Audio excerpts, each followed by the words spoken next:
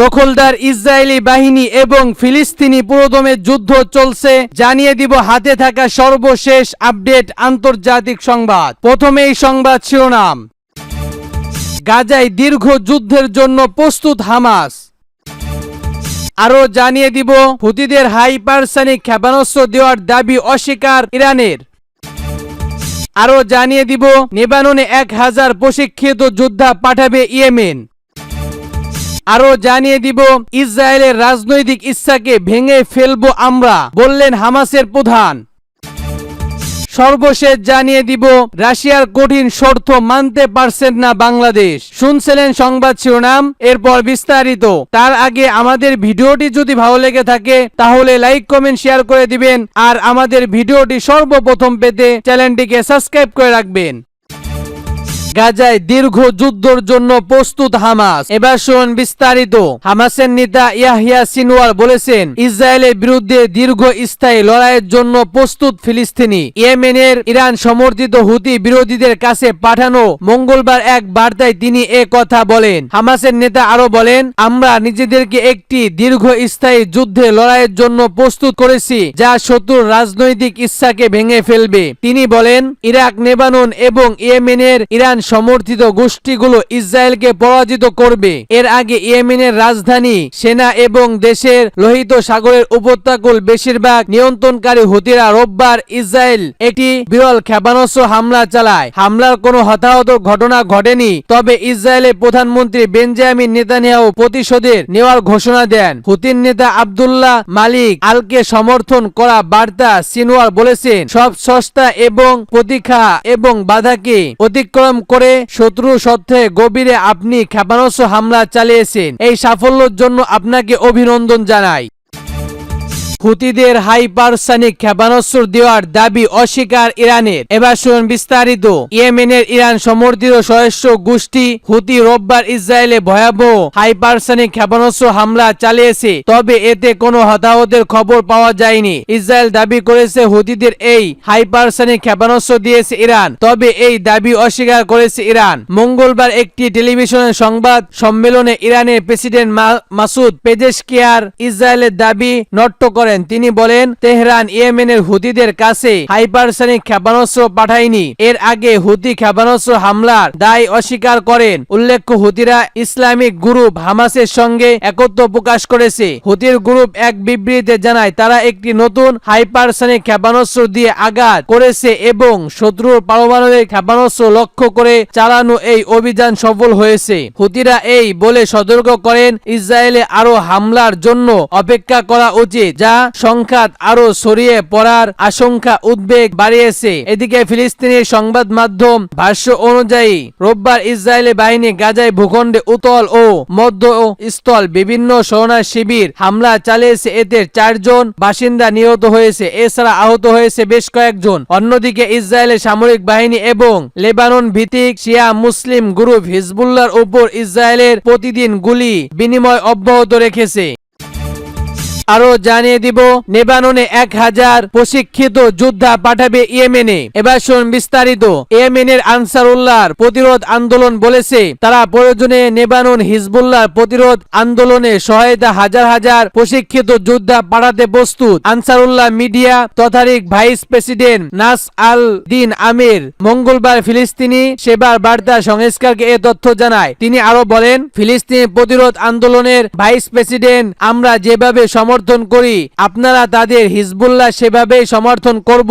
গত 7 অক্টোবর থেকে অধিকৃত ফিলিস্তিনি ভূখণ্ডে নির্বাচন হামলা চালিয়ে আসছে ইসরায়েলি দখলদার বাহিনী। তখন থেকে ফিলিস্তিনিদের পক্ষ নিয়ে ইসরায়েলের বিভিন্ন স্থাপনায় হামলা চালিয়ে আসছে ইয়েমেনের সশস্ত্র বাহিনী। প্রত্যক্ষ ইয়েমেনের আনসারুল্লাহর বাহিনী এই মুখপাত্র এমন সময় এই মন্তব্য করেছেন যখন ইসরায়েল সরকার লেবাননের বিরুদ্ধে সতর্ক যুদ্ধের হুমকি দিয়েছে। করেছেন। নাসর আল দিন জোর দিয়ে বলেন, আমরা অধিকৃত ফিলিস্তিনিদের অগ্র ভূখণ্ডে জুড়ে যে কোনো লক্ষ্যগ্রস্ত আঘাত করতে আমাদের সব ক্ষমতা বাড়ানোর পরিকল্পনা নিয়ে এবং এই জন্য দ্রুত গতিতে কাজ করছি। এ সময় আমের তেল আবিবের বিরুদ্ধে ইয়েমেনের বাহিনী পরিকল্পনা জুলাইয়ের একটি হামলার কথাও সম্পূর্ণ জানিয়ে দেয়। এই হামলায় ইয়েফা ড্রোন নামের একটি মানুষবিহীন আক্রমণ ব্যবহার করা হয়েছিল। ইয়েফা ড্রোন শুধু প্রক্রিয়া হিসেবে বিচ্ছিন্ন হামলার জন্য ব্যবহার করা হবে না, বরং গাজার উপর অগ্রসর বন্ধ না হওয়া পর্যন্ত এই হামলা অভিযানের অংশ হবে।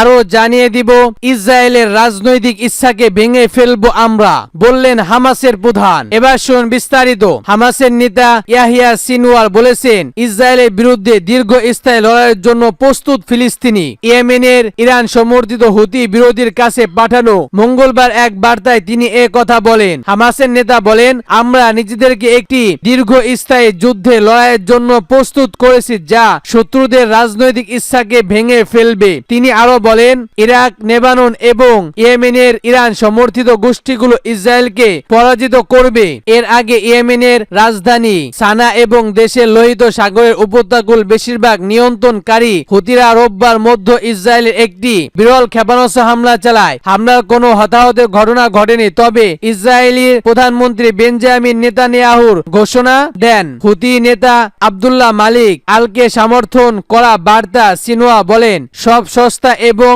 প্রতীক্ষা এবং বাধাকে অভিযুক্ত করে শত্রু সত্তায় গভীরে আপনি ক্ষেপণাস্ত্র হামলা চালিয়েছেন। এই সাফল্যের জন্য আপনাকে অভিনন্দন জানাই। আরো জানিয়ে দিব, রাশিয়ার কঠিন শর্ত মানতে পারছেন না বাংলাদেশ। এবার শুনুন বিস্তারিত। রূপপুর পারমাণবিক বিদ্যুৎ কমপ্লেক্সে মেয়াদ বাড়াতে চায় রাশিয়া, তবে এক্ষেত্রে দেওয়া হয়েছে কঠিন শর্ত যা পূরণ করতে পারছেন না বাংলাদেশ। এদিকে বর্তমান অর্থনৈতিক টানাপোড়েনের কারণে চীনের কাছে ঋণ পরিশোধের সময় বৃদ্ধি ও সুদের হার কমানোর আবেদন করেছে ইআইডি। সম্প্রতি রাশিয়ার বৃহত্তম এই পরিকল্পনার সময় বাড়ানোর জন্য আগ্রহের কথা জানিয়েছে চিঠি দেয়। অর্থ মন্ত্রণালয় এবং অর্থনৈতিক সম্পর্ক বিভাগের আইনজীবী সূত্রে এসব তথ্য পাওয়া গেছে। এই প্রসঙ্গে দায়িত্বশীল কোনো কর্মকর্তার কথা বলতে চাইনি, তবে বিভিন্ন স্থানে খোঁজ নিয়ে জানা গেছে গত মে মাসে রাশিয়া থেকে রূপপুর পারমাণবিক বিদ্যুৎ প্রকল্পের মেয়াদ 2026 সাল পর্যন্ত 1 বছর বৃদ্ধি এবং ঋণ পরিশোধের সময়সীমা বাড়ানোর কথা জানিয়ে চিঠি দেওয়া হয়। তবে এতে দেশটির শর্ত জুড়ে দেয়। বলা হয়, বকেয়া ঋণের আসল এবং সুদের টাকা পরিশোধ করা হলে কেবল এই সুবিধা পাবে বাংলাদেশ। কিন্তু গত 2 বছর ধরে রাশিয়া ইউক্রেনের যুদ্ধের কারণে আমেরিকান নিষেধাজ্ঞা ডলারের রাশিয়ায় পাওনা অর্থ পরিশোধ বন্ধ হয়ে গেছে। যদিও একটি আলাদা অ্যাকাউন্ট করে কিস্তির পারমাণবিক অর্থ জমা রাখা হচ্ছিল।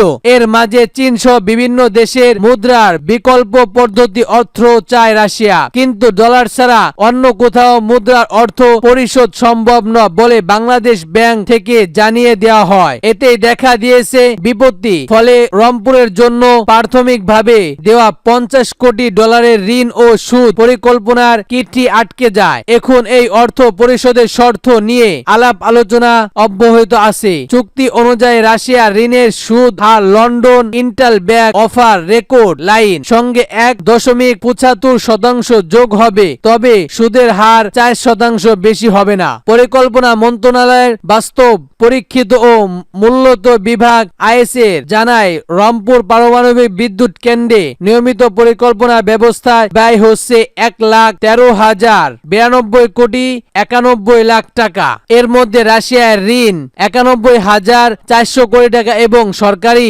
অবহিত অর্থ 22,050 কোটি টাকা। 2016 সালের জুলাই থেকে 2025 সালের ডিসেম্বরের মধ্যে এটি বাস্তবায়নের লক্ষ্য রয়েছে। পুরোনায় পারমাণবিক বিদ্যুৎ কেন্দ্রে প্রকল্পিত শুরু থেকে গত জুলাই মাস পর্যন্ত ভৌগ অগ্রসর দায়িত্বে 69 70.01%। প্রদত্ত অব্যাহত এখন পর্যন্ত খরচ হয়েছে 74,981 কোটি 2 লাখ টাকা। এক্ষেত্রে অর্থনৈতিক অগ্রসর হয়েছে 76.30%। এদিকে চলমান চীনা ঋণের সুদের হার শতাংশ নামিয়ে আনতে ও ঋণ পরিশোধের সময়সীমা বাড়িয়ে 30 বছর করতে চীনকে অনুরোধ জানিয়েছে বাংলাদেশ। সম্প্রতি বেজাইকে ও সিদ্ধান্ত একটি চিনি পাঠানোর অর্থনৈতিক সম্পর্ক বিভাগ আইনজীবী বর্তমান চীনা ঋণের সুদের হার থেকে 5% এর পরিশোধ সময়কাল 20 বছর। যদি চলমান চীনার ঋণের সুদ হার কমাতে না পারে তাহলে চীন থেকে নতুন পণ্য নেওয়ার ক্ষেত্রে ব্যবহৃত সময় ও কম সুদের জন্য চেষ্টা করা হবে। সূত্রে জানায় 2016 সালের অক্টোবর চীনের প্রেসিডেন্ট শি জিনপিং বাংলাদেশে সফরকালে 27টি প্রত্যক্ষ বাস্তবায়ন পরবর্তী 4 বছর $20 মিলিয়ন সহায়তার প্রতিশ্রুতি দেয়। পরে সেই প্রতিশ্রুতি অনুযায়ী পরিকল্পনা ভিত্তিক চুক্তি স্বাক্ষরিত হয়। গত জানুয়ারি মাস পর্যন্ত ঢাকা ও বেইজিং মাত্র 9টি প্রদত্ত $8.8 মিলিয়ন চুক্তি স্থগিত হয়েছে। এর মধ্যে বাংলাদেশে খরচ করতে পেরেছে মাত্র $4.51 বিলিয়ন, যা চীনের প্রতিশ্রুতি ঋণের 1/4 অংশের কম। পাশাপাশি আরো 18টি পরিকল্পনা নতুন করে পর্যবেক্ষণ করে দেখা হয়েছে। ইতিমধ্যেই চীনা ঋণের 3 প্রকল্প কাজ শেষ হয়েছে। চলমান রয়েছে 6টি প্রজেক্ট, বাস্তবায়নের কাজ শেষ হয়েছে। কর্ণফুলী ট্যালেন্ট, দোসরকন্ডিও পাইপলাইন প্ল্যান্ট এবং ফিয়েটার জাতীয় সেরা স্থাপন করেছে। চলমান 7টি পরিকল্পনা হলো পদ্মা সেতুতে রেল লাইন, চট্টগ্রাম সিটিং পয়েন্ট, মুর্শি শিবির বিদ্যুৎ সম্মেলন লাইনের উন্নত, ঢাকা আবাসিক একাডেমির এক্সাপোর্টে এবং ডিবিটি আহত বিদ্যুৎ কেন্দ্রে বাস্তবায়ন উন্নত পরিকল্পনা। আরও আছে রাশিয়া ওয়েবসাইট, ভূগর্ভ পানি সরবরাহের পরিকল্পনা এবং জাতীয় তথ্য প্রযুক্তি সম্প্রদায়ের পরিকল্পনা।